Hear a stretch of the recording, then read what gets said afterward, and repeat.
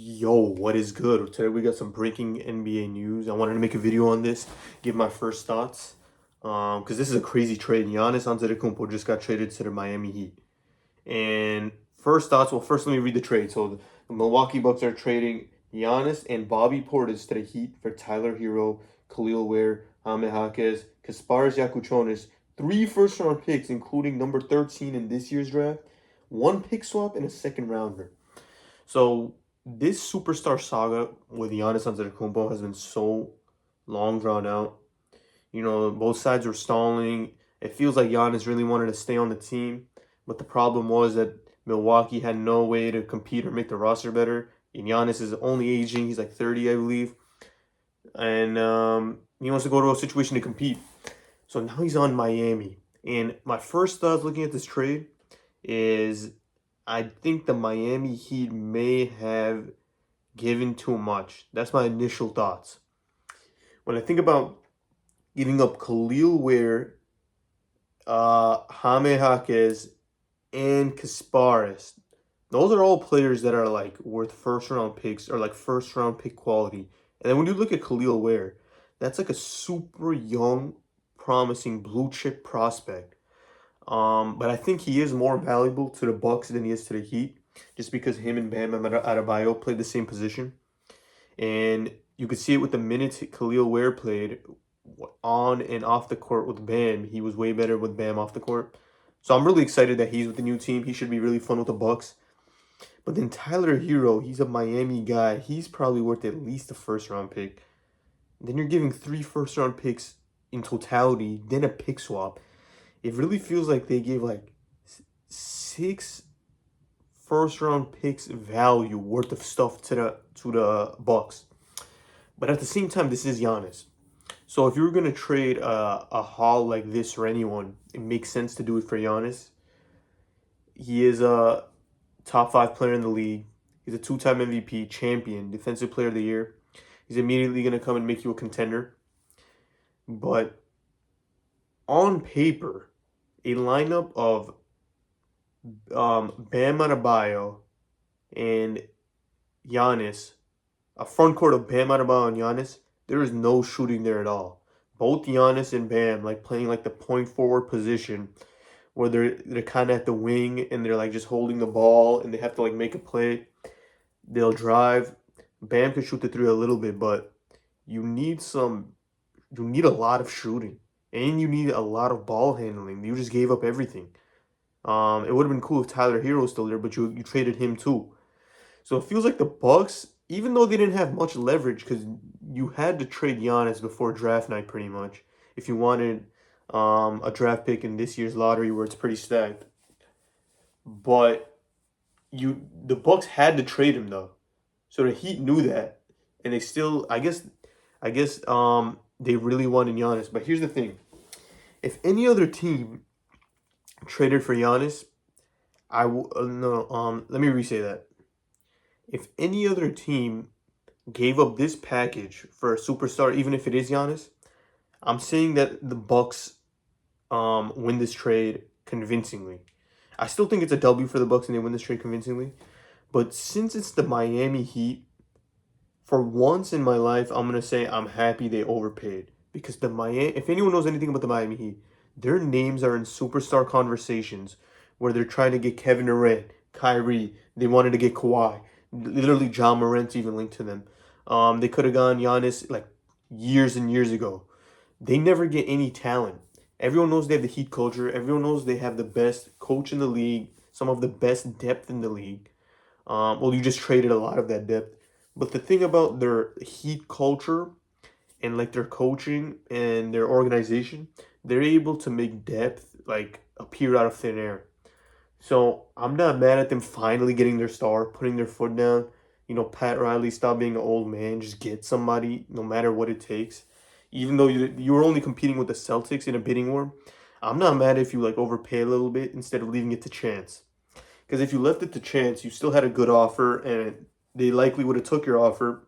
But it's probably 50-50 at that point between the Bucks and before the Celtics and the Heat on which offer the Bucks take. So I'm not mad at them overpaying a little bit, but I still think the Heat have way more moves to do. This team, as presently constructed, can't win a championship. I think they'll be able to make some more moves, get some depth, but they're still not my favorites in the East. Duo of Giannis and Bam sounds very streaky. No, it doesn't sound streaky. It just sounds like very scary defensively. Defensively, especially with Heat culture, and then they also have Davion Mitchell, Andrew Wiggins. Um, but yeah, they have like no shooting and no on ball creation. Um, I guess they still have Norman Powell, but yeah, I don't think they're the top contenders in the East. They have some more work to do. Um, Looking at this trade individually, I don't think the Heat are the top team in the East like at all. Like when I look at the Knicks even who just won the championship, the Pacers and Celtics are going to be cooking and coming back. You have a bunch of bubbling teams like the Hawks, the Hornets, the Pistons even who were the 1 seed last year. I think it puts the Heat in the mix. I think they're in the same tier as everyone else. But in order to become a clear contender in one or two and like stake out, you're gonna need to add some pieces around the board. But in terms of Giannis being in Miami, I'm not mad at it. It should be fun to watch. Um, I hope he's not injured. So, because that's another thing, you gave up all of your depth and all of your future for Giannis, especially when the lottery rules just changed. So some of those picks um, could be way more valuable if you just missed the playoffs. They could literally be number one picks. But I'm not mad at the trade still. See, I'm kind of torn because I'm not mad at it because it's Miami and you want to get your guy, but at the same time, um, I don't know if this is an amazing fit and you gave up a lot. From the Bucks' perspective, I'm gonna give this a S tier. Here's the reason why. Number one, you worked with Giannis and you were able to get him to a team that he desires from some of his options. That's not like a big factor when it comes to grading the assets of a trade and who wins and who loses. But I guess that is a plus. But that's important context because you're not gonna a team's not gonna want to trade for a superstar if they don't have the guarantee of an extension, and they're only going to extend to teams where they give they're only going to extend to teams that they put on their wish list that they give to the front office. So if Giannis is saying he's okay with the Celtics and Heat, kind of lowers the leverage for the front office of the Bucks because only the Celtics and Heat are going to be the serious people that trade them, and they could also just lowball you and be like, "Yo, there's only two teams, and are like you're either going to take the offer or not." So with that in mind, I'm giving the Bucks points. Also, I'm giving the Bucks points because even though they have lower leverage because of that, they were still able to get this incredible package from the Heat. So it feels like the Heat were like super desperate at this point.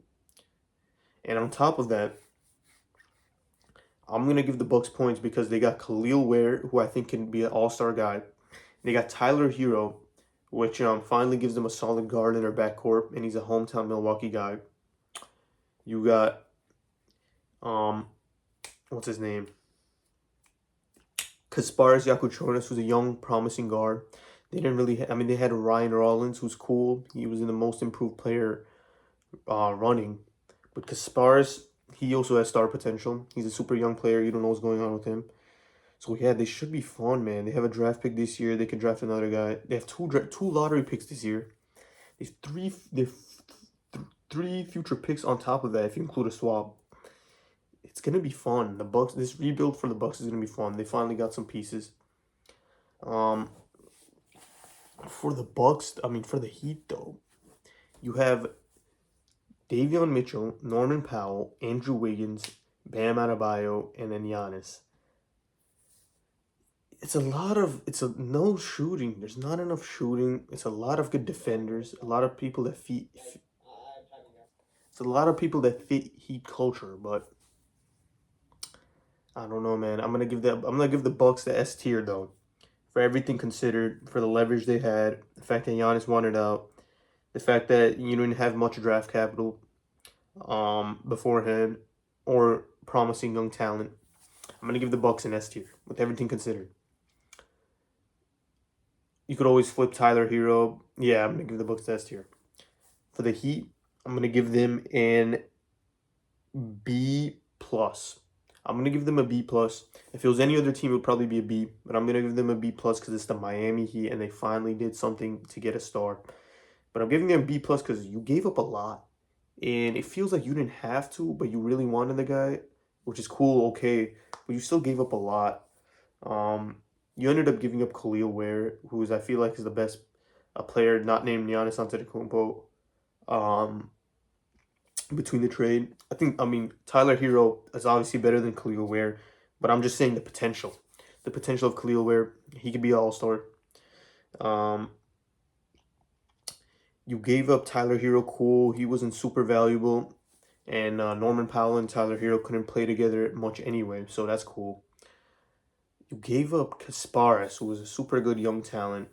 You gave up 3 first-round picks, including your lottery pick this year, then a pick swap. It feels like a lot, but okay, sure, you got your guy. But on top of that, your guy isn't the best fit with Bam, which is your other franchise player. So, with your core foundation being Bam and Giannis, you're setting yourself up to be like a bad spacing team, kind of. And neither of those players are like a Chris Middleton, where like he could be a closer. When you think of Giannis's old Bucks championship team in 2021, he needs a closer. He needs someone that's going to take a three when they're down three. Going to take a buzzer beating shot. Sure, Giannis could go for a game winner. He could go for clutch shots, but he's not like a guard where he's going to tat, tat, tat, and then like shoot like a game winner. Neither is Bam. So now you have this duo of your two best players being non-shooters, being elite defenders, but the spacing is going to be, I don't know, bro. It's not, but just based off the fact that you got Giannis and it's the Heat, and they never get anyone, and Giannis is a top 5 player in the league, and the fact that the Heat can figure out depth pieces as they go, I'll put it in a B plus. Not a bad trade. I think they still have more moves to do, and then once they make those moves, this could be an S tier because they could win a championship. And once they win the championship, then there's no doubt it's S tier because like that's the ultimate goal, right? So let me know your guys' thoughts on this trade. Wow, crazy man. Giannis is on the Heat. It finally happened, right? Yeah, you'd think I don't know. I don't know if there's ever gonna be any one team guys. We thought Luka Doncic was gonna be a one team guy. Giannis is not a one team guy. I don't know, maybe Jokic, but he might get traded too. We'll see, dude. Wow, the NBA is crazy. The NBA is wild. Um, yeah, that's all I gotta say for now.